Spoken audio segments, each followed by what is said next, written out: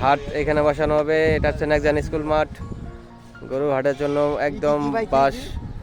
ভাই গরু হাট না তো, এটা ফুটবল খেলা মাঠ। ফুটবল খেলা আছে তো। কেন ভাই এখানে কি টুর্নামেন্ট হবে নাকি? জি, ফুটবল টুর্নামেন্ট। টুর্নামেন্টের নামটা কি?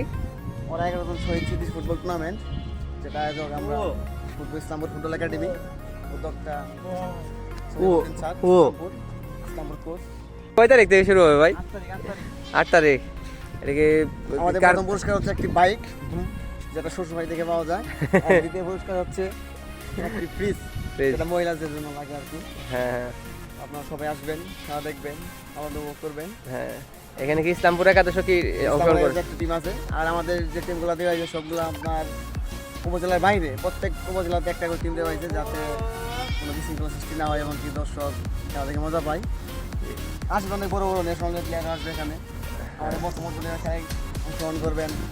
মধুপুর একাদশ বনাম জামালপুর ফুটবল একাদশ। সবাইকে খেলা দেখার জন্য আমন্ত্রণ রইল। 8 তারিখ থেকে খেলা, প্রতিদিন একটা করে ম্যাচ হবে। আপনারা সবাই খেলা দেখতে আসবেন। ধন্যবাদ।